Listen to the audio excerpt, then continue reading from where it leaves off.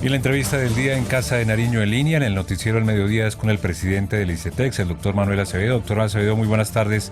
Bienvenido a Casa de Nariño en línea.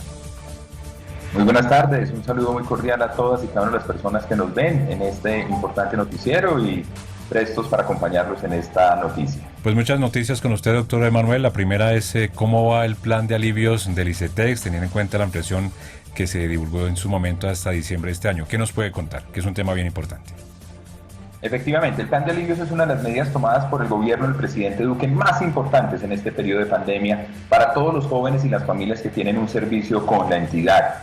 Recordemos, el ICETEX tiene 880.000 jóvenes que hacen parte de sus programas. Un número significativo de ellos recurren a los créditos condonables, que son otorgados gracias a los recursos que desde el gobierno nacional se disponen a través de los fondos que administramos. La otra mitad aproximadamente están haciendo parte de los programas de crédito tradicional, en los cuales contamos con el apoyo de los recursos del presupuesto general de la Nación para el otorgamiento de subsidios, subsidios a la tasa de interés, subsidio de sostenimiento y de condonación. Sin embargo, en este tipo de créditos, algunas personas tienen que hacer el pago del valor que recibieron del mismo y se podían encontrar en dificultades. Por ello, desde el mes de marzo del 2020, el Gobierno Nacional, primera entidad que toma una medida de esta naturaleza, otorga el plan de auxilios. El plan de auxilios hoy ha llegado a más de 140.000 hogares en nuestro país. Ha demandado recursos de inversión del gobierno nacional por orden de 53.000 millones de pesos. Y dentro de sus medidas destacamos la interrupción de pagos sin que se generen nuevos intereses, la cual está llegando a cerca de 70.000 hogares en toda la geografía nacional. La ampliación de los plazos para aquellas personas que nos han indicado que tienen forma de poder pagar, pero no lo mismo que pagaban anteriormente, dadas las dificultades que ha traído esta pandemia. La ampliación de plazos entonces les permite que hagan un menor aporte a capital y esto en consecuencia tiene un menor valor de cuota. Otra medida muy importante para todos los jóvenes de los estratos 1, 2 y 3 que no hacen parte del programa de subsidios a la tasa de interés, durante todo este tiempo han tenido una reducción de la tasa de interés a la inflación y gracias a las directrices que hemos recibido del señor presidente de la República, hemos implementado medidas que hoy permiten el otorgamiento de nuevos créditos sin codeudor. En síntesis, la interrupción, la ampliación, la reducción de los intereses a la inflación y el otorgamiento de créditos sin codeudor hoy son una realidad para más de 140.000 familias colombianas en este plan de auxilios de ICETEX. Carlos Fernando, lo escucha el doctor Manuel Acevedo, presidente del ICETEX. Doctor Acevedo, buenas tardes. El ICETEX está en un proceso, avanza en un proceso de transformación. Usted ha estado, por supuesto, al frente de este proceso de transformación y cómo se ha aplicado estas medidas, especialmente en la toma de temperatura día a día, en la pandemia y en buscar las mejores alternativas para beneficiar a los usuarios. Carlos Fernando, muy buenas tardes y gracias por esa pregunta. El presidente Duque estableció un compromiso con las familias y con los jóvenes, mediante un proceso de diálogo, de escucha activa a los usuarios, a los rectores, a los padres de familia, a los estudiantes, y vamos a emprender este proceso de transformación de la entidad. Y él ha honrado su palabra a cabalidad. ¿Qué significa que ha honrado su palabra a cabalidad? Primero, destacar el gran trabajo que hacemos de la mano con el Ministerio de Educación Nacional, con la señora ministra de Educación y la complementariedad de las políticas que tienen que ver con el acceso a la educación superior pública, con la transformación de ICETEX, que es un vehículo que apoya a otros jóvenes y familias, que quiere desarrollar sus programas en instituciones privadas, en instituciones públicas, pero requieren un apoyo diferente al de la matrícula, que es el que se les brinda, o el del sostenimiento que está contenido, o los que quieren desarrollar los estudios en el exterior. ¿En qué consiste la transformación de ICETEX? En humanizar la entidad. ¿Qué significa humanizar la entidad? Primero, hay un compromiso en el que venimos trabajando día tras día y ya próximamente el señor presidente podrá hacer el anuncio respectivo que nos llevará a una reducción de las tasas de interés.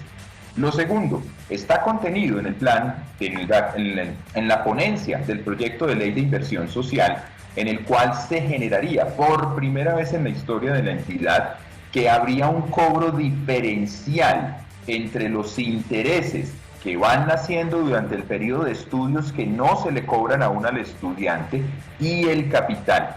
Recordemos que durante 71 años la entidad lo que ha hecho es unir estos dos valores y con esto nace el valor que finalmente le paga el estudiante al instituto.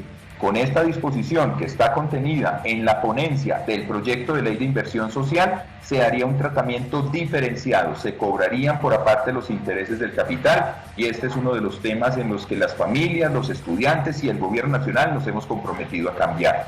Buenas tardes, presidente. Le habla Natalia Dávila. Teniendo en cuenta que el 92% de los usuarios que tienen créditos con el ICETEX son de estratos 1, 2 y 3, hablemos de ese porcentaje de usuarios que se encuentran al día con los pagos de estos cobros. ¿En qué porcentaje se encuentran?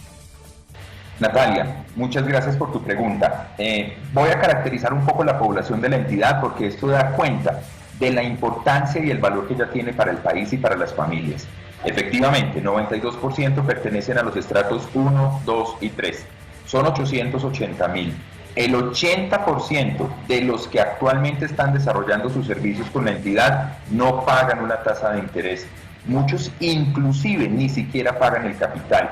¿Y por qué no pagan el interés o por qué no pagan el capital? Porque hay apoyos que son dados desde el presupuesto general de la Nación para la creación de fondos, y con esto tenemos los créditos condonables, dirigidos a las comunidades afrocolombianas, a los pueblos indígenas, a los jóvenes víctimas del conflicto armado, a los jóvenes con discapacidad.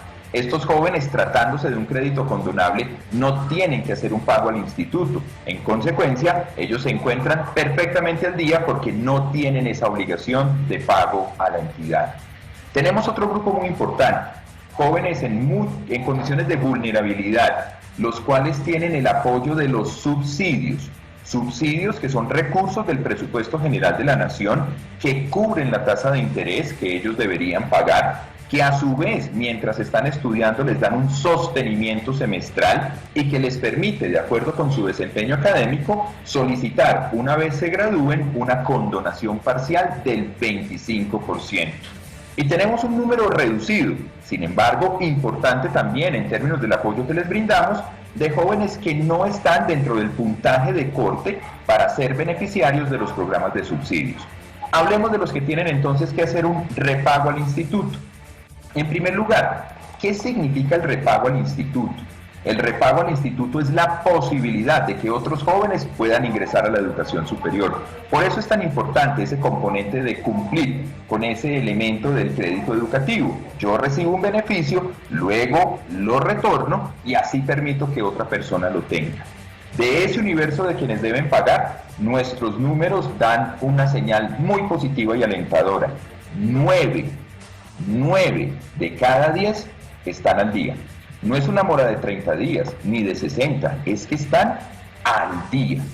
La combinación de las medidas de los auxilios en el periodo de pandemia, los cambios que hemos hecho en términos de las posibilidades para poder llegar a un acuerdo para aquellos jóvenes que tienen dificultad, las medidas que estamos tomando para cuidar que los jóvenes se gradúen y no deserten de su proceso educativo, han mostrado ser eficaces y hoy nos permiten dar un parte de tranquilidad a las familias de Colombia en términos de la relación de los créditos educativos del instituto. Natalia, hablemos para finalizar sobre algunos mitos que rondan por ahí. Así es, presidente. Dicen por ahí que el ICETEX cobra intereses altos e incluso también estudiantes que cursan estudios gracias a créditos del ICETEX en el exterior aseguran que los cobros son en dólares. ¿Qué decir sobre esto? Bueno, Natalia, esta es una realidad que nos enfrentamos día a día. Las personas no conocen de manera correcta el funcionamiento de los servicios o hacen eco de lo que se dice de manera malintencionada, porque debo aquí destacar que hay personas que infortunadamente se han dedicado a difundir informaciones imprecisas o incorrectas, tratando de generar pues un ambiente adverso a lo que significa esta entidad y los programas que le presta a las familias de Colombia. Primero hablemos de las tasas de interés de los créditos tradicionales pregrado. Si comparamos la tasa de interés de un crédito ICETEX con la tasa de interés que a ese mismo joven le cobraría una entidad financiera, estamos hablando que la tasa del ICETEX es 58% más económica. Hablando de créditos en el exterior, los créditos en el exterior no se otorgan en dólares, sirven para hacer pagos en moneda extranjera, pero inmediatamente se hace el desembolso, el valor a pagar al instituto se convierte a pesos colombianos a la tasa representativa del mercado del día que se hizo el desembolso. ¿Esto por qué lo hace así el ICETEX? Porque el ICETEX lo que busca con esta medida es evitar que los jóvenes estén sujetos a la volatilidad de la tasa de cambio.